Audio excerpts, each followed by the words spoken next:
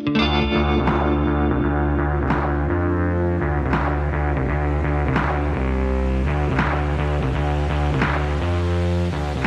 to the Pasho Perspective, a place where I share my perspective on everything in the space between life and death. I'm your host, Pasho. Well, my Pachos Chachos, today's episode is inspired by Act 3 of the play A Raisin in the Sun by Loraine Hansberry. My freshmen have been, for the last 3 weeks, reading this wonderful play, studying vocabulary, working on dialogue, mood, setting, conflict, theme, and things like that. And so today we dedicated to the last act, which is only one scene. It's about 20 pages in our book, and it's not very long. But during one of the monologues by a character named Walter Lee Younger, it inspired an idea for this episode. And so I'm going to title it, as you already know, The Takers and the Tooken. So first, let me set up the scene.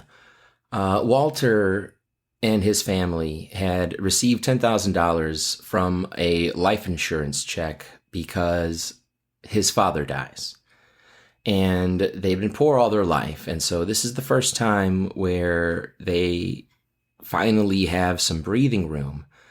However, all the characters have their own dreams. His sister, Benitha, wants to become a doctor.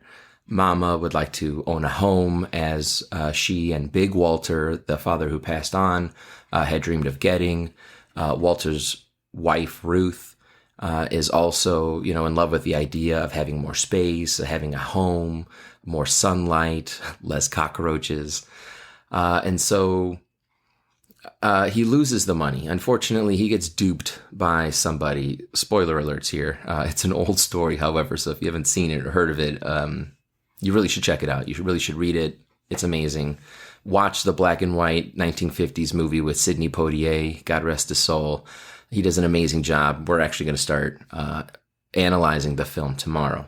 But he's talking to his mother, and meanwhile, prior to this scene, a guy named Mr. Lindner has shown up. And, the mother has already put a down payment onto the house, thus realizing her dream and Ruth's dream. But he represents the people of that area. And, it takes place around the 1950s, the civil rights movement, and racism was rampant, and so the people of Clybourne Park hired Mr. Lindner to represent them and to offer a deal to the Youngers. And the deal was, we'll give you more money than you put a down payment for, and we'll make it worth your while if you don't move in with us. Because, he says somewhere in the story, we feel that people are more comfortable around their own kind of thing, which is absolute garbage. Statistics prove that as well. We're better together. That's why our country is so amazing. That's why our military is one of the best. But anyways, I don't want to get sidetracked here. So Walter's talking to his mother after he's gotten duped by his friend. He was trying to go and invest into a liquor store where he needed to front $10,000. So that way all three of them would have $30,000 and they'd be able to, get a business going. And they wanted to open a liquor store. And so this guy, Willie Harris, steals the money. It was always a dupe. They were marks. He totally took advantage of them and their obsession and desperation for money. And then he disappeared.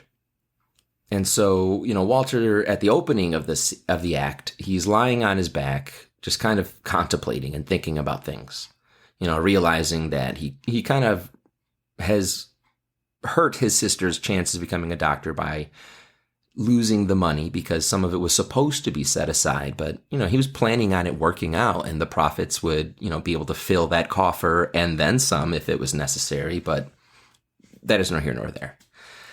And so he, in a really desperate decision, calls Mr. Lindner to come back. Because the first time Mr. Lindner made the offer at the beginning of Act 2, everything was going great. Mama had given Walter the kind of the keys to the car to drive for the family, if you know what I mean. You know, he got to wear the pants. He gets to be the patriarch. He gets to make the decisions. She hands over whatever money, you know, other than the deposit for the house to him. And so because they were feeling so good, you know, him and his wife were getting their groove back. His relationship with his sister was much more friendly than antagonistic. He wasn't obsessed with money anymore. He kind of had his priorities going right.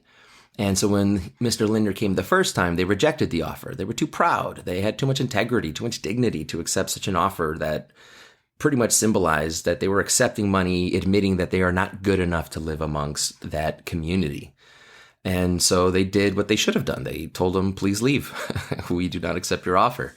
But now, because of the desperation, you know, because of his regret and his guilt, you know, for hurting his family like he did with his own, you know, selfish dream of wanting to open up this liquor store, he does a desperate act and he calls Mr. Linder over, right? And he's going to accept the money to not move in because he figures, you know what, some money is better than nothing, right? We don't have anything. We might as well have something. And of course, the family is absolutely disgusted by that decision to trade your dignity, to trade your integrity, to trade your pride, to embarrass and humiliate your ancestry and family tree so that you can accept dirty money saying that you're not worthy to live amongst a people because of your skin color. Like even they, you know, they all got that.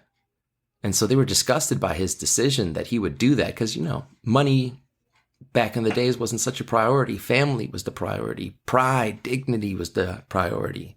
You didn't have to have a rich life, but you could live a good life and be proud of that good life. You know, I mean, how things have changed and we can go back, but we got to teach them right.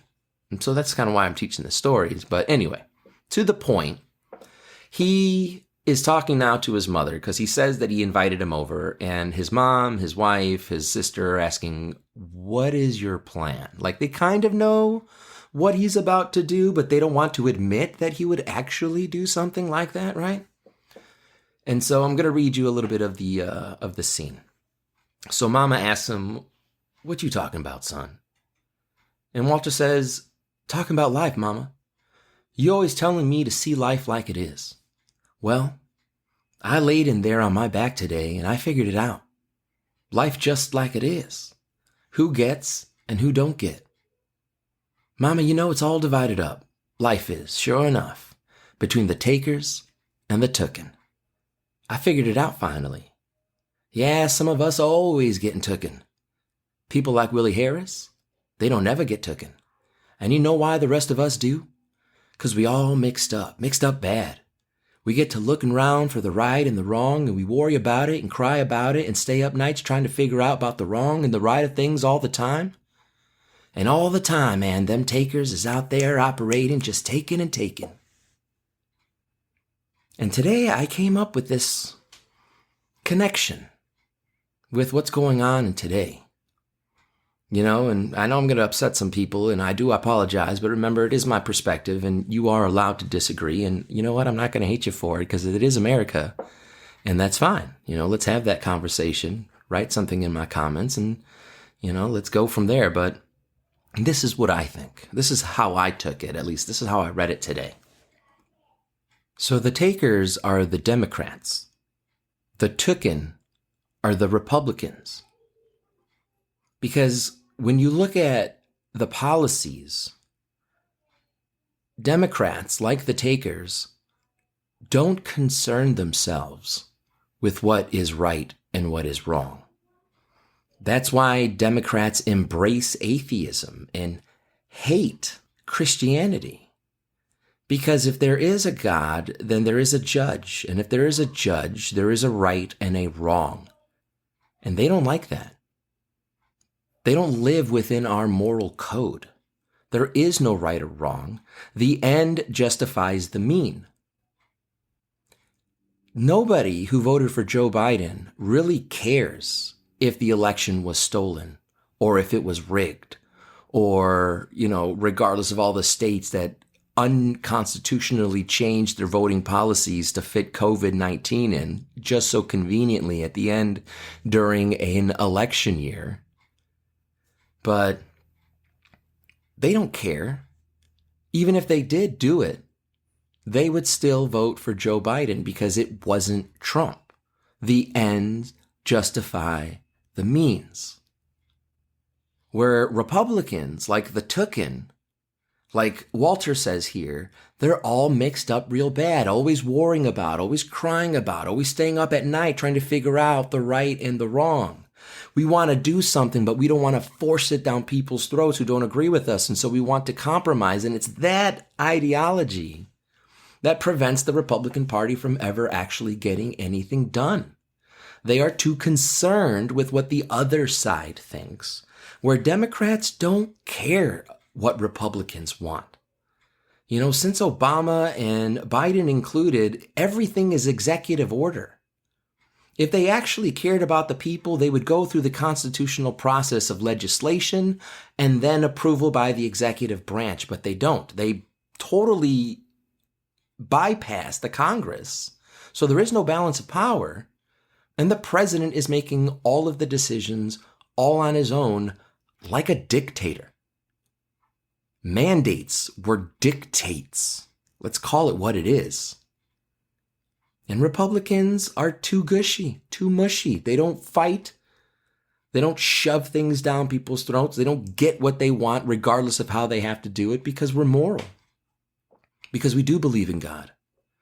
Because we know there is a right and wrong, a heaven and hell. And we don't want to be judged that way, negatively, selfishly, like some narcissist psychopath.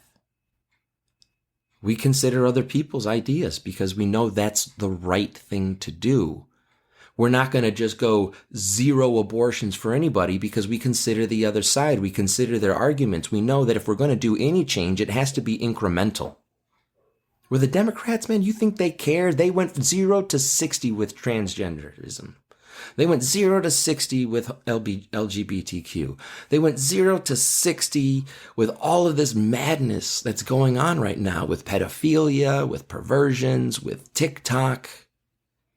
I mean, who are the people who are bypassing morality to get what they want done? Certainly not conservatives.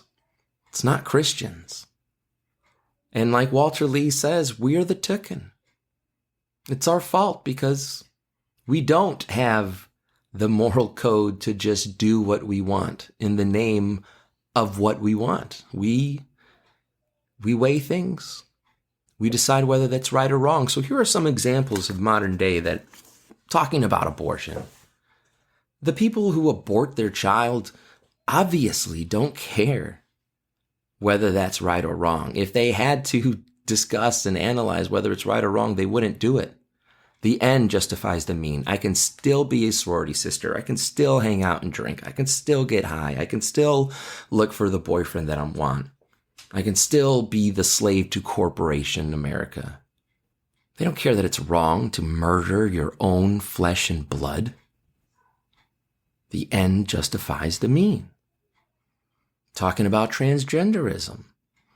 That guy, because he's a dude, standing on the #1 podium by himself because all the girls in that bike tour didn't want to stand on the podium because they know that it's disgusting. He could care less that he was by himself. He's still beaming. He's still smiling. He still won the trophy, which he's going to put on his trophy shelf and be proud of every single time he sees it. He doesn't care that the mode is wrong, that it's unfair for a man to compete against a woman, and specifically a woman's league. The end justifies the means. The election was the same way. They could care less if it was rigged. They could care less if it was stolen. They just didn't want Trump. So that's the difference between the takers and the Tooken.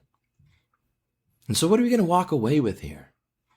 Are we going to continue to do the same thing like Republicans, like soft tapioca, begging the other side, please let us have this? Or are we going to start fighting for what we want?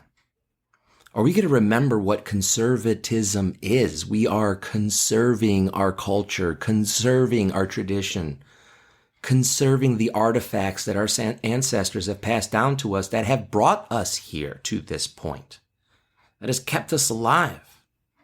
that will keep us alive if we conserve those lessons and pass them on to our children. I hope that's what we're going to do. I hope that's what you're going to do today. We can't let them win.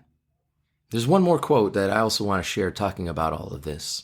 It comes from one of the characters from Nigeria. His name is Joseph Osagai. And he's talking to Walter's sister. He has a crush on her, and there's a romantic relationship there. And she asks him something about the future, because he's going through this really beautiful political monologue as well.